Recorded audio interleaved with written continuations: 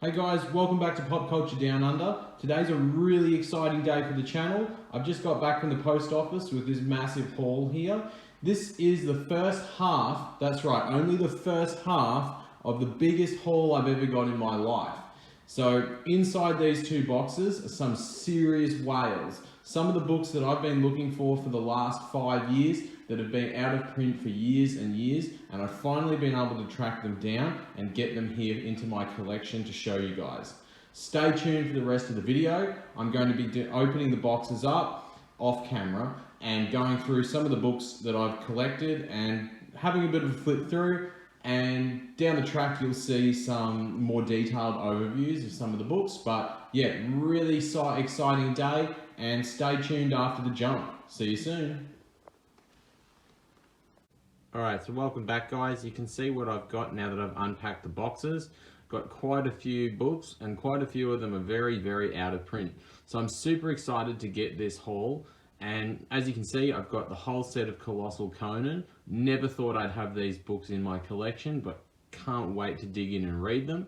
I've got Punisher by Rick Remender, Secret Warriors by Hickman and Bendis, and also Ghost Rider by Jason Aaron, all of which are out of print. The two Uncanny X-Men books by Claremont are currently out of print, but sorry, I lie. Volume 1 has recently come back into print, but Volume 3 is getting a reprint later in the year, and The Mighty Thor is still readily available to my knowledge. But so excited to get all of these, and remember, this is only half of the haul that I'm getting. In my next haul, I'm getting other out-of-print books, including a full set of Brubaker Captain America. So I'm really looking forward to getting that as well. But after the jump, please continue watching the video, and I'm going to do a little overview of each one, flick through some of the pages, talk about some of the creators, characters, things like that. So stay tuned, see you in a second.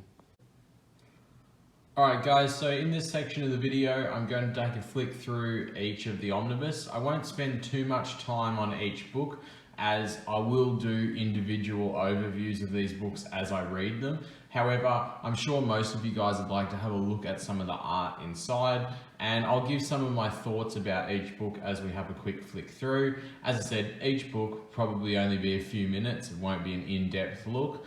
But if you're interested in tracking down some of these books and you're looking at spending whale money on some of them, it might be nice to have a quick look.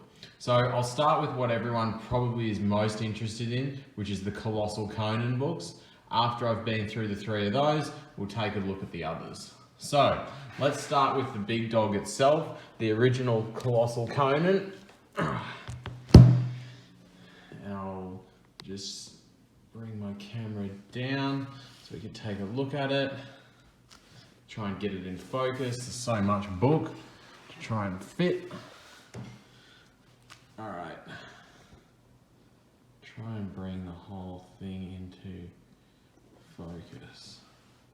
So, as we can see, it's such a big book, it barely fits in the frame.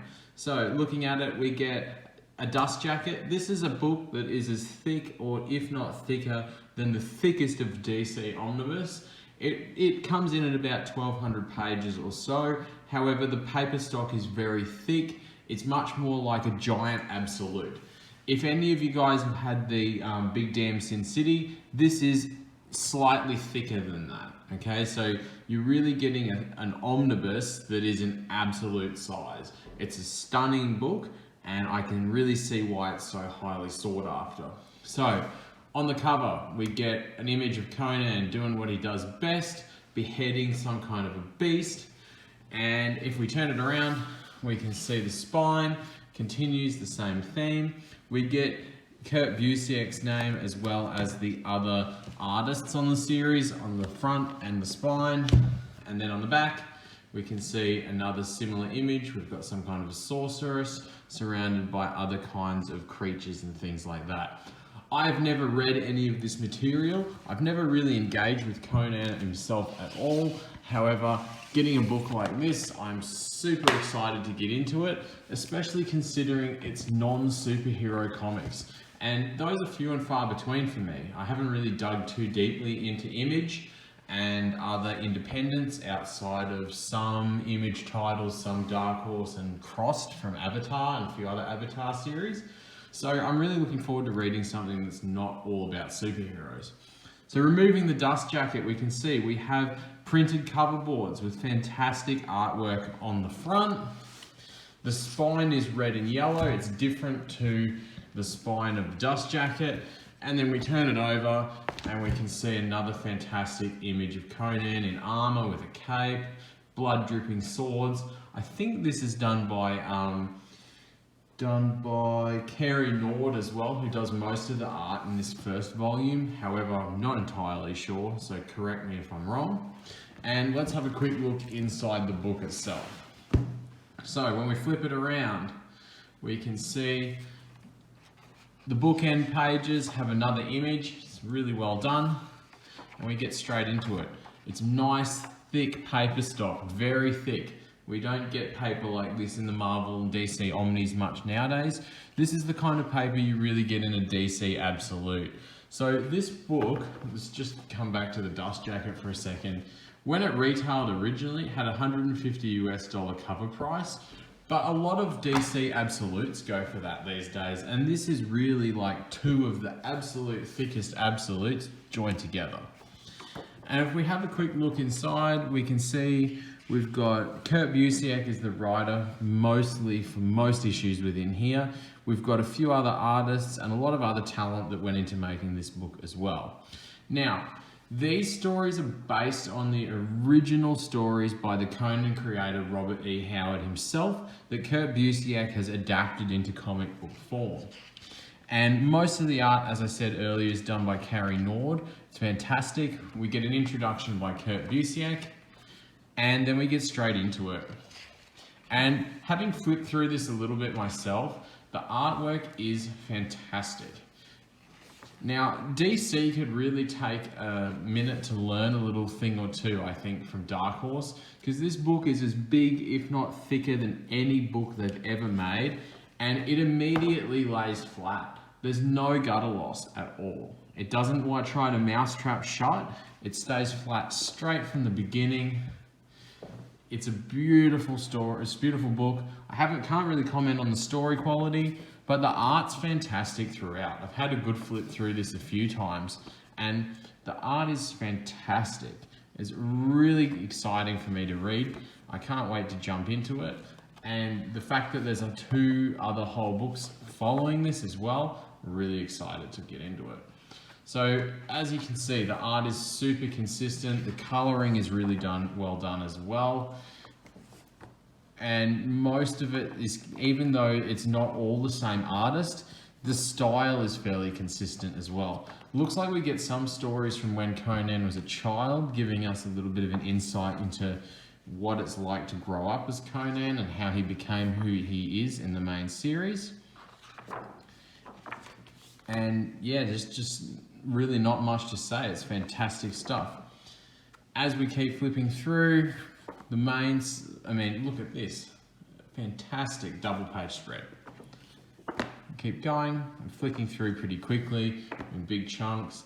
The covers are given to us as well. There isn't a table of contents, but each issue, it gives you the writer, it gives you the title, the artist, the colorist, the letterers, and the cover artist as well. So it gives you a lot of details, so you know exactly what you're reading and who the creators were for that particular issue, which is fantastic. DC, again, often forget to do this sort of thing. I'm currently reading the Blackest Night Omnibus, and not only does it have no contents page, it also doesn't give you the creators unless that was information given to you on one of the pages in the original issue itself. Alright, so keep flicking through, and this book, it's not super violent, however, it doesn't shy away from graphic content. As I flicked through the other day, I saw some bare breasts, and it looks to be like lots of good sword fighting. It doesn't shy away from a bit of blood here and there. It's no crossed, but it's also a little bit grittier than what you get with your usual superhero comics as well. And if you like Berserk and things like that, Conan's going to appeal. It's a similar sort of world. Conan lives a hard life. and he doesn't shy away from a bit of violence himself. So I can't wait to get into this. As a person who's into fantasy, you guys have all seen my Sauron statue in my collector video. I've been collecting the Berserk hardcovers, so I'm really excited to get into a bit of this stuff as well. So all in all, fantastic book. We get some covers up the back as well, but look forward to in the future my more detailed overview of these books as I read them. And yeah, we're going to see more of these books in the future, and I'll go into greater depth when I've read the story, because then I'll be able to talk about it in much more detail and give a lot more information about each one. So let's jump straight into the next book that follows on from the giant Colossal Conan here. We get the Colossal Conan the Cimmerian, which is still the same. We can see, again, it's absolute sized, but much thinner. The last two books in the trilogy really are about half the size of the original. So again, we get another fantastic cover image of Conan in battle. We get the creators again at the side, and then on the back we can see a little bit gory image there as well. Originally had a $99.99 US cover price, similar to most Absolute editions. You can take off the dust jacket. Underneath, fantastic image of Conan among his fallen foes. Again, the spine has a different design, and on the back, another great image as well. Now, I could be wrong, however, I think that this volume we've moved away from Kurt Busiek as the writer, and the stories are continued by a different author. So we jump in, our bookend pages again have a beautiful image designed there, we can see in black and white, and we're straight in. This book is a bit stiff because I was lucky enough to get this one and King Conan still sealed from my friend Vinny from one of the groups that I'm in, selling his collection. So really lucky to get that. So thank you to Vinny, and also thank you to Alex as well from the Omnibus Collectors Group, who was the one who helped me get these books in. Okay, he packaged these up and was the middleman for this deal. So again, thank you to both of those guys for giving me this opportunity to get these amazing books and also to share them with you. Fantastic art in here. If we can have a look, we get some of Richard Corbin's art here that I remember from Punisher The End, and he's done some stuff in the Mignola universe as well. Beautiful stuff all around. Again, cannot wait to get into these stories. Art is different, and I think the writers are different as well, but I think the quality stays pretty consistent throughout. We get some amazing covers. This one here is by Frank Cho, I believe. I think he does a lot of the covers. Each of these books comes with a page ribbon as well, just like an Absolute edition. The only thing they don't have is a slipcase, which can be a good thing. So again, a bit more Richard Corbin art. I think he does a bit throughout this volume. Lays flat nicely, thick paper stock. More great covers, more great art. Flipping through, bit of blood. Keep it going. Yep, again, they keep it consistent. Each issue, we get the information as to the writer. As I said, Timothy Truman is the writer for most of these. And we have a variety of different artists, but quality looking pretty consistent throughout. Conan is always comes to pray to a beautiful woman. Lots of swords and shields.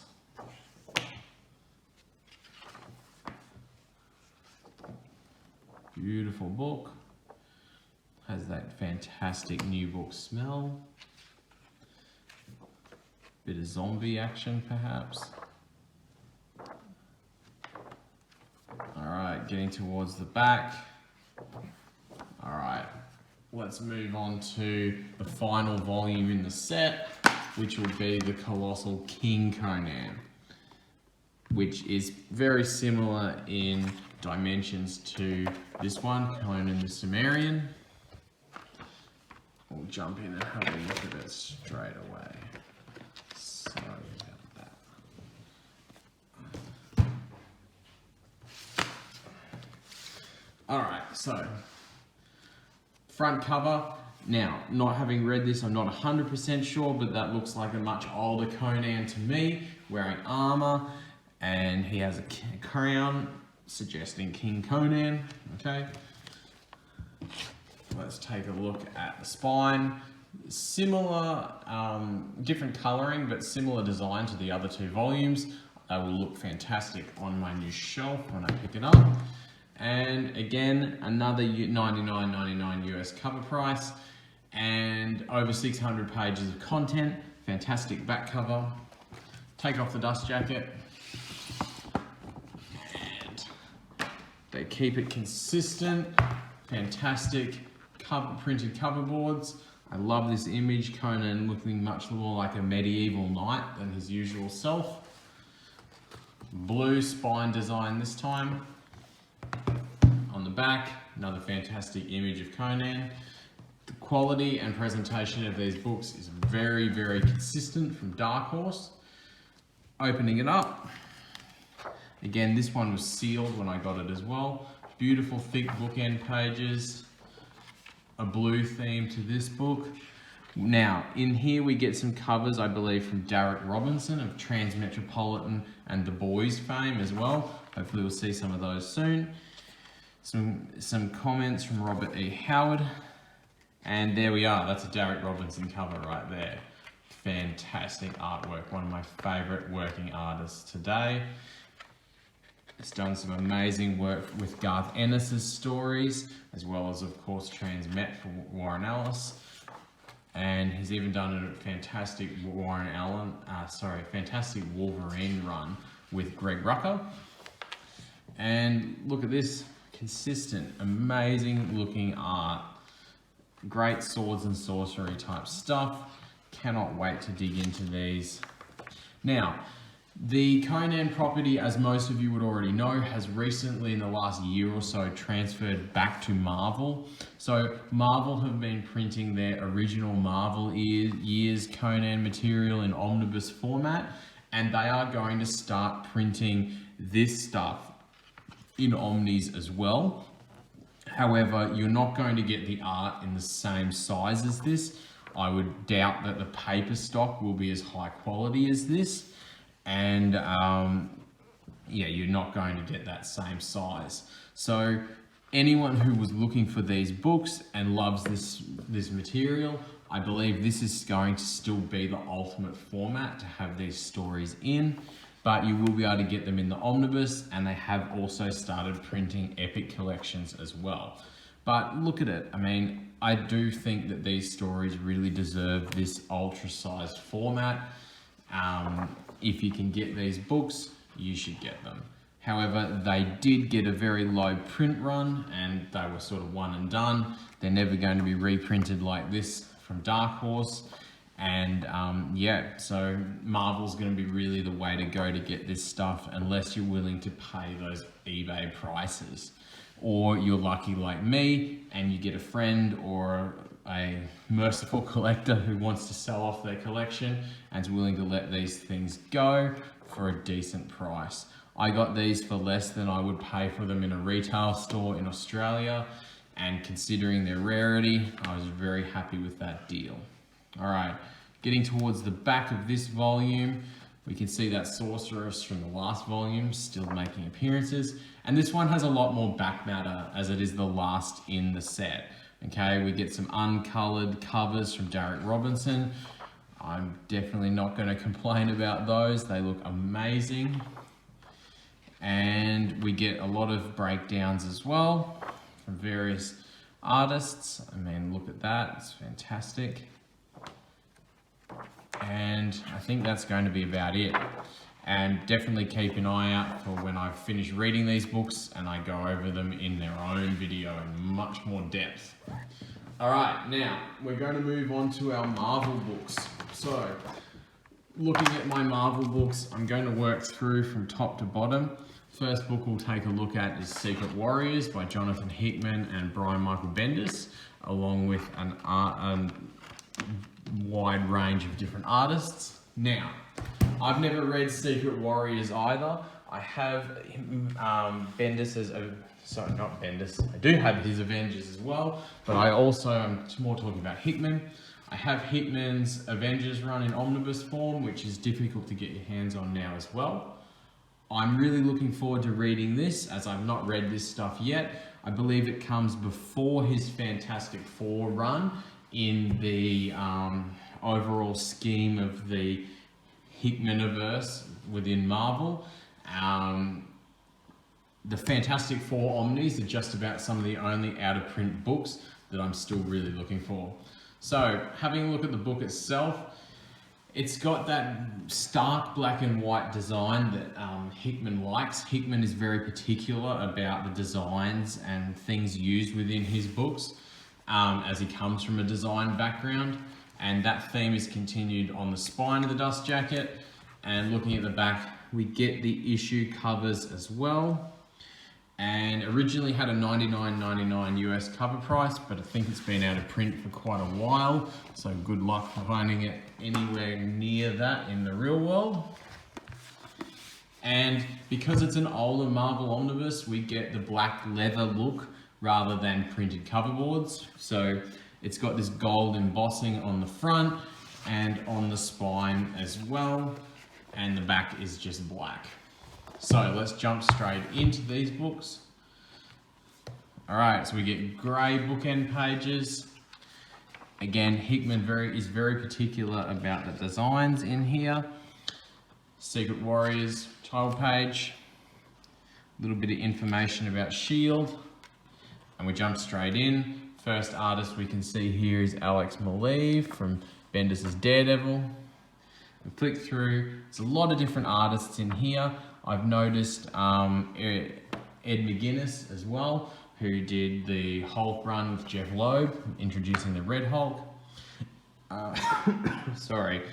I'm not really so sure about the storyline of this. I just know that it ties into the rest of Hickman's stuff. It features Nick Fury heavily, which I'm never going to complain about at all. It has Ares in it, because this is around the time of Siege taking place in the Marvel Universe. Makes reference to that throughout the book. We have looks at Norman Osborn, we can see Patriot, so it fits within that time frame, that late 2000s, early 2010s time frame. It's Nick Fury punching out Norman Osborn, so it sort of confirms what I'm saying. I don't want to give away any story points. Hard for me to know what spoilers, as I haven't read it yet. Just giving you a quick look at what we get. But if you like Hickman, from what I've heard, you are going to like this. And that's about all I can say about it. We can keep flicking through. A variety of different artists present here, all relatively consistent. Everything I've heard about this run has been positive. So again, can't wait to jump in. I have been reading, I've read the House of X, Power of X, hardcover by Hickman, but I haven't been following the rest of the X-Men stuff, sort of waiting for an omnibus or some kind of more dense collected edition than what we're getting with the little trade paperbacks at the moment. So let me know in the comments how you're finding Hickman's run on X-Men and all those related titles. I'm really hoping to get an omnibus purely even just for mapping's sake. So yeah, great book. Got some covers at the back. Fantastic looking covers by Jim Chung. Yeah, fantastic. Great consistency of design as well. Hickman is known for that, as I've been harping on. So if you've got OCD tendencies, you're probably going to like the way Hickman constructs a book. All right, let's jump into the next one. This video is going to take forever if I spend too long on each book. Let's put the dust jacket back on. Next up will be the Remender Punisher Omnibus. Originally, I was very skeptical of this book because I've seen the Franken Castle stuff. I wasn't a huge fan of that concept. I like my Punisher material grounded generally. The only material I've really read of Frank Castle within the 616 universe is the Garth Ennis Marvel Knights Punisher. But, you know, I have to keep an open mind. That book had a cyborg man with some of the most giant breasts I've ever seen as one of the main characters, and it worked really well. So I can run with whatever they do in here. And Rick Remender, you know, his Uncanny X-Force is probably the only material of his that I've read, but it is a 10 out of 10. So I can't really complain about what I've read from him. So in Remender, I'll trust, I suppose. So looking at this, great cover here of Frank himself, stark white background. The spine fits really well with other Punisher Omnibus, keeping the logos consistent, the black spine consistent, and another image of Frank at the bottom. It's going to look great next to my Ennis Knights and Ennis Max Omnis. We get the covers to the original material. I love this one, which is a homage to the first appearance of Punisher in Amazing Spider-Man. Can't remember the number. Let's have a $99 US cover price. Again, very difficult to find this for cover. It's quite out of print, and there's only really old trades that feature these stories. Hasn't had complete collections or epics to my knowledge. So again, with an older omnibus, we get the faux leather black cover. It has white printed logo on the front, same on the spine, nothing on the back. So when we flip it open, got black bookend pages, which makes sense for the character. Image of Frank, all of the creative talent featured within the book, and we get straight into it.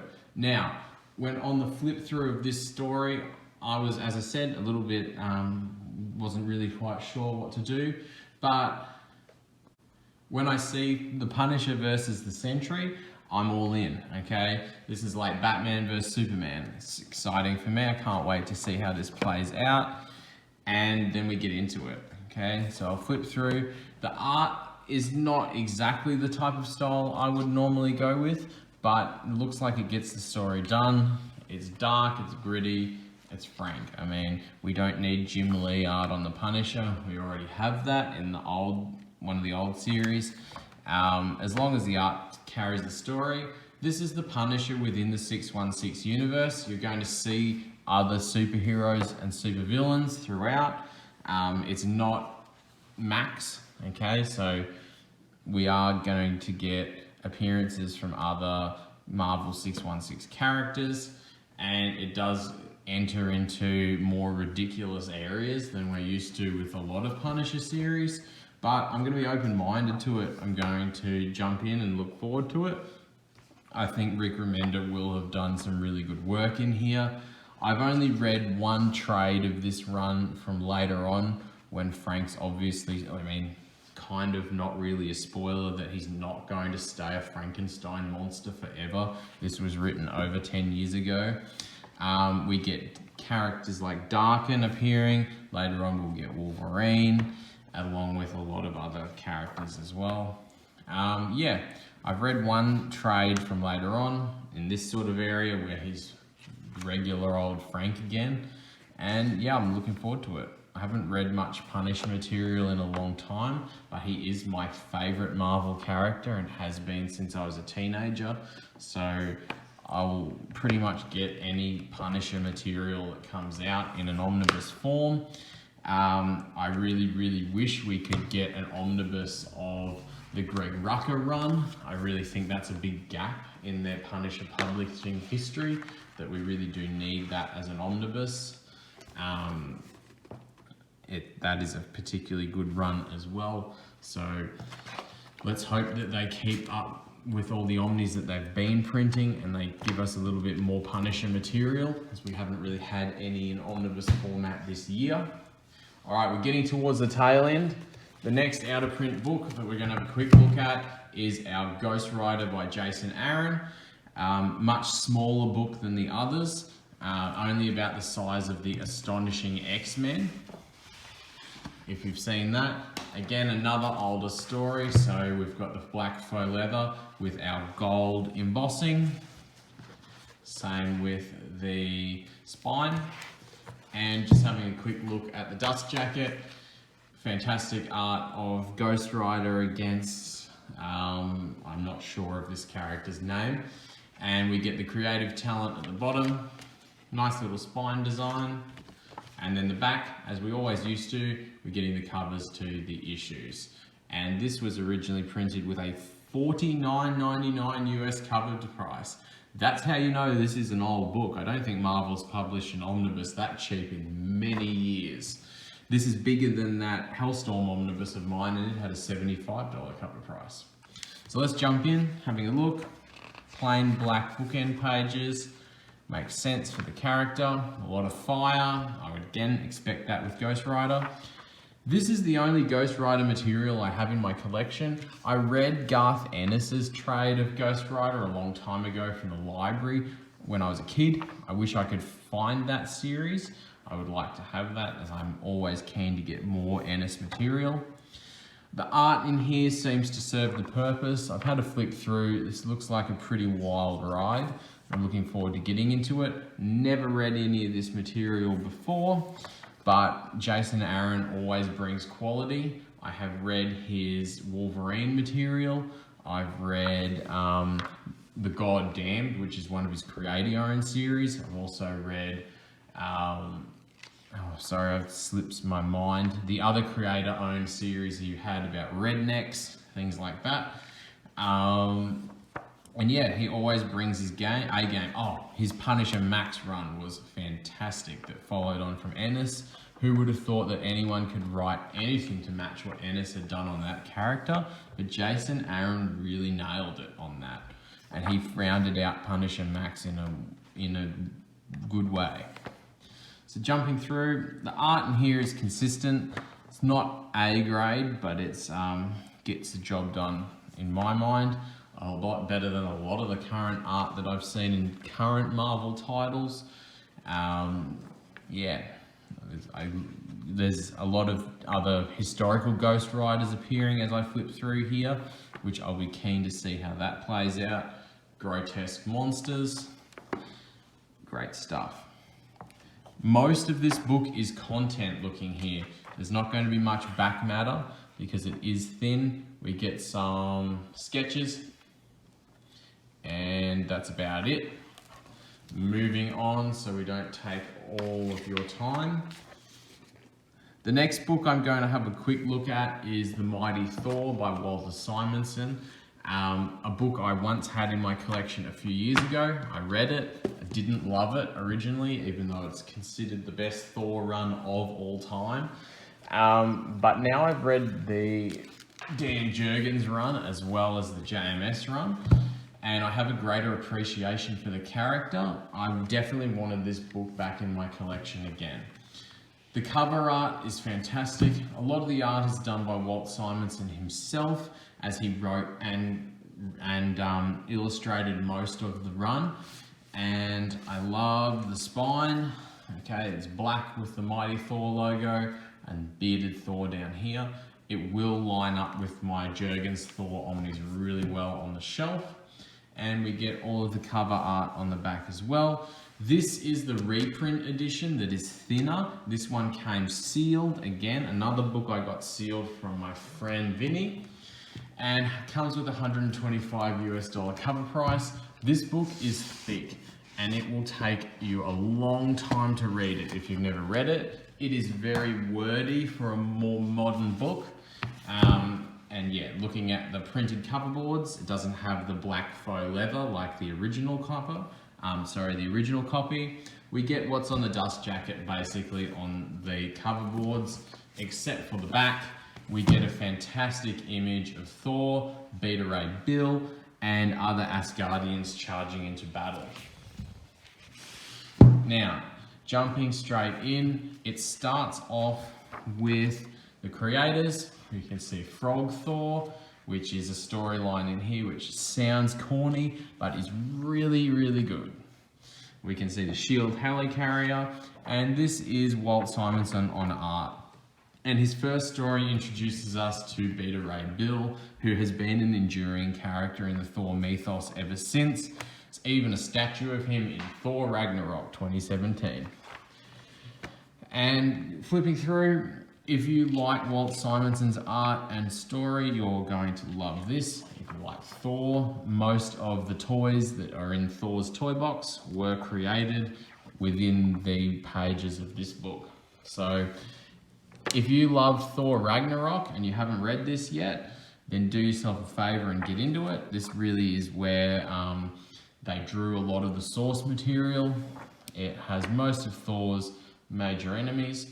Now, one point of contention with this book is it is recolored art. So this is not the coloring that was present in the original issues from the early 80s, but depends. If you are a purist, that may annoy you and you might want to track down older trades or the original issues. However, if you're a child of the 90s like I am, the recoloring probably fits your sensibilities better anyway. But within this book, there's so many amazing events with Thor, and he really sets up all of the things that other writers will use throughout the years writing on Thor. So a lot of people would consider this one of the best Marvel runs of all time. I'm really looking forward to a reread eventually, and I'm thinking that I will probably agree. I personally enjoyed the Dan Jurgens run on Thor more than this book, when having read them both once only. But I do acknowledge that what Dan did wouldn't probably have been able to be done without Walter having set him up with all of the different characters and a lot of the mythology within this book. So yeah, definitely worth the pickup. Still in print, this one, so you can still pick it up for a reasonable price. In Australia, you should be able to find it for $1.75 or so new online, maybe cheaper depending on what Amazon or Book Depository list it for. So if you haven't read it and you like Thor, do yourself a favor and jump in and get this book. Alright, I'm going to jump now to, I got 1 and 3 of the Chris Claremont Uncanny X-Men books. Volume 2 is coming in my next haul, well, the next part of this haul.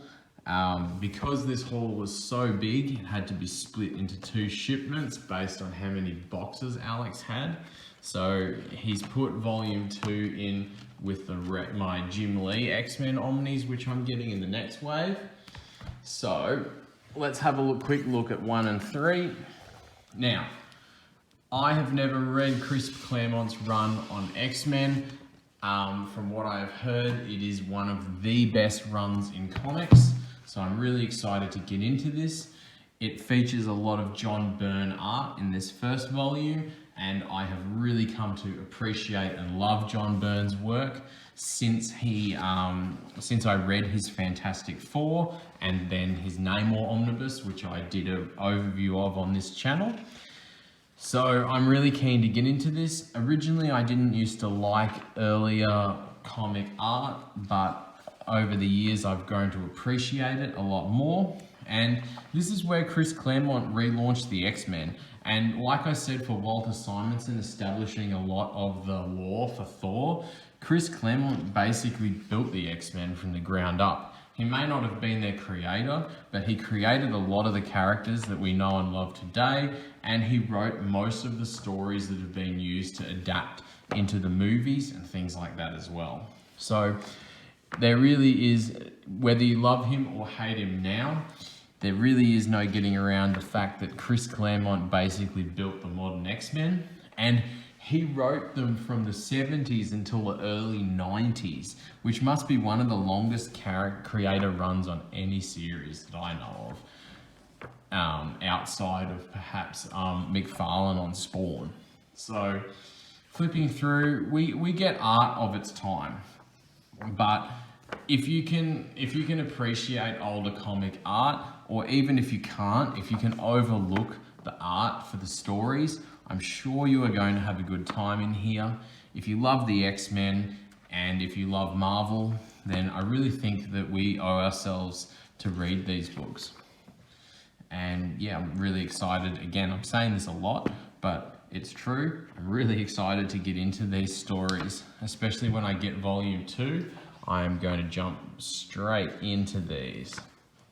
I love that we get the letters pages in these books as well. When you read through letters pages in old Omnis, sometimes you will find letters that were sent in by people who, grew up to become creators or famous people. And it's really interesting also to see that as much as the times change, people still like to complain about comics in the past just as much as they do nowadays online.